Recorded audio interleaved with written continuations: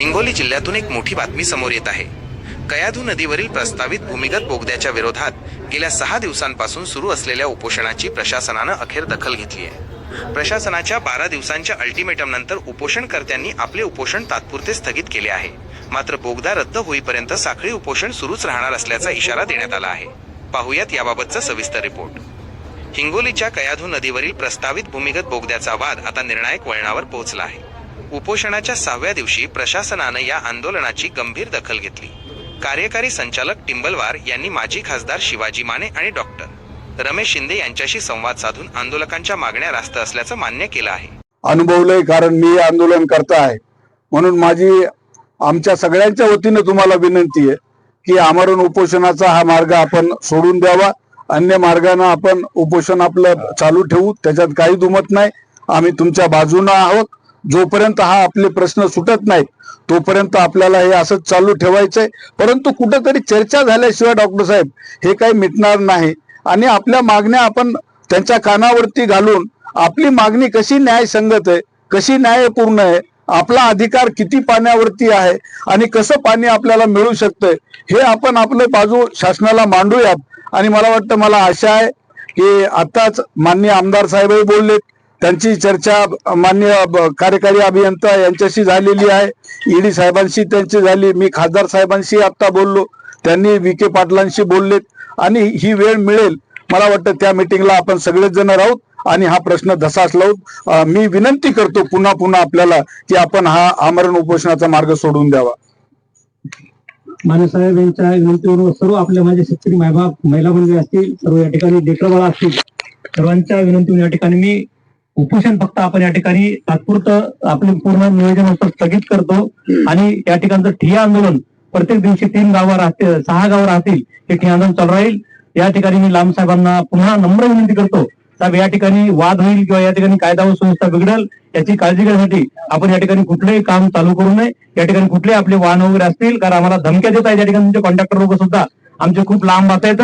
आम्ही पुढे देवेंद्र फडणवीस हा कॉन्ट्रॅक्टर आहे, यामुळे या ठिकाणी त्यांनी सांगलं आम्हाला की मी पत्र सुद्धा केलं तयार की आम्ही आमचे वाहन फुकून देऊ, आम्ही घर जाळू इथं आणि तुमच्यावर नाव करू। त्यामुळे या ठिकाणी फक्त वॉचमॅन ठेवून कुठले या ठिकाणी आपण इथं आपण ठेवू नये। या ठिकाणचं काम जोपर्यंत आमचा प्रश्न निकाल लागत नाही तोपर्यंत या ठिकाणी ठिय्या आंदोलन राहील। या ठिय्या आंदोलन ठिकाणी कायदा व सुव्यवस्था बिघडली तर कार्यकारी अभियंता ऊर्ध्व तेलंगणा कार्यालय हे पूर्ण जिम्मेदार राहील। या ठिकाणी लोक आपलं हिंगोली जिल्ह्याचं प्रशासन जिम्मेदार राहील। या ठिकाणी मी माने साहेब यांच्या व सर्व आपल्या मायबाप जनतेच्या व माझ्या महिला मंडळीच्या वतीनं या ठिकाणी निश्चितच उपोषण मागे घ्यायला तयार आहे आणि आपल्या सर्वांच्या विनंतीस मान देऊन आम्ही या ठिकाणी तात्पुरतं जो ही मिटिंग यांनी साहेबांनी सांगलं 10 दिवस, मी 12 दिवशी देतो साहेब। 12 दिवस उरल्यानंतर या ठिकाणी आम्ही 12 दिवस पुन्हा या ठिकाणी उपोषणाला बसतो। तुम्ही नाही, आम्ही बसणार तुमच्या सोबत। प्रशासनाने आश्वासन दिलं आहे की या विषयावर लवकरच मंत्र्यांच्या उपस्थितीत वरिष्ठ स्तरावर बैठक घेतली जाईल। या आश्वासनानंतर उपोषणकर्त्यांनी आपलं उपोषण तात्पुरतं मागे घेतलंय। मात्र आंदोलन पूर्णपणे थांबलेलं नाही। जोपर्यंत बोगद्याचं काम रद्द होत नाही तोपर्यंत दररोज विविध गावांतील नागरिक भजन, कीर्तन आणि हरिपाठाच्या माध्यमातून साखळी उपोषण सुरूच ठेवणार आहेत। आंदोलकांनी प्रशासनासमोर कडक अटी ठेवल्या आहेत। बोगद्याचे काम तात्काळ थांबवून तिथून सर्व यंत्रसामग्री आणि वाहने हटवण्याचे निर्देश देण्यात आले आहेत। प्रशासनाला आता 12 दिवसांचा अल्टिमेटम देण्यात आला असून या काळात ठोस निर्णय न झाल्यास आंदोलन पुन्हा तीव्र करण्याचा इशारा डॉक्टर रमेश शिंदे आणि प्रल्हाद गवळी यांनी दिला आहे। आता सर्वांचे लक्ष प्रशासनाच्या पुढील 12 दिवसांतील भूमिकेकडे लागले आहे। कयाधू नदी वाचवण्यासाठी पुकारलेल्या या लढ्याला यश मिळणार का हे पाहणे महत्त्वाचे ठरेल। शेतकरी एकजुटीचा कयाधू नदी चोरून रद्द, कयाधू नदी चोरून रद्द, कयाधू नदीवरून बोगदा रद्द।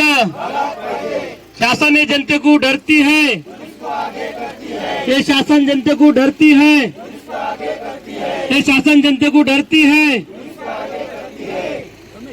आणि आपल्या या हिंगोली जिल्ह्याच्या पाणी प्रश्नासाठी उपोषण करणारे डॉक्टर रमेश शिंदे साहेब, यापूर्वी 2 दिवसापूर्वी मी आंदोलनाला भेट देऊन रमेश शिंदे साहेबांना काही गोष्टी समजून सांगण्याचा प्रयत्न केला होता। आता जसं माने साहेबांनी बोललेले आहेत, आमचे मान्य कार्यकारी संचालक यांच्यासोबत दूरध्वनीद्वारे माने साहेबांचा आणि डॉक्टर साहेबांचं बोलणं झालेलं आहे। जे आपल्या मागण्या आहेत त्या बऱ्याचशा मागण्या ह्या धोरणात्मक बाबीच्या आहेत, त्याचा निर्णय हा वरिष्ठ स्तरावर होणे अपेक्षित आहे। त्या अनुषंगाने मंत्री महोदयांसोबत मीटिंग लावण्याचं माननीय कार्यकारी संचालक तिरुमलवार साहेबांनी आश्वासन दिलेलं आहे. सदर आश्वासनानुसार ही मीटिंग लवकरात लवकर लागेल आणि हे सर्व प्रश्न सोडवले जातील.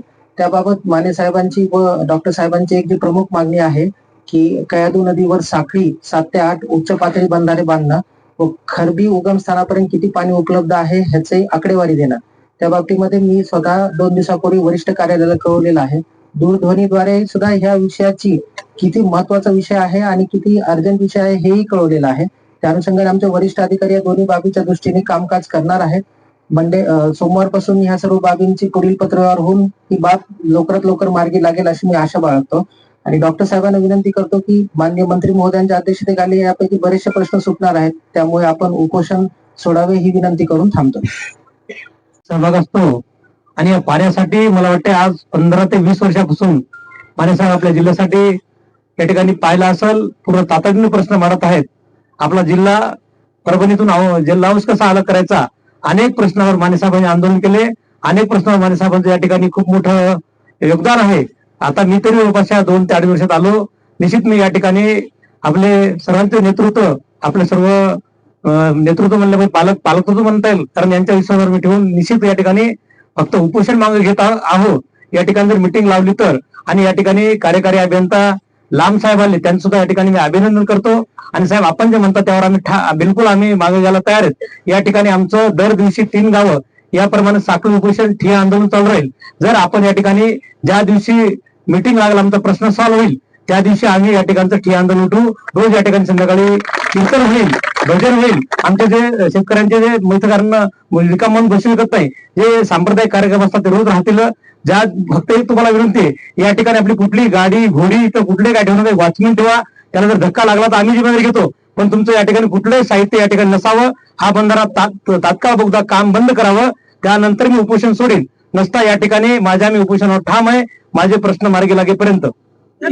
मानेसाहेब यानंतर मानेसाहेब बोलतील.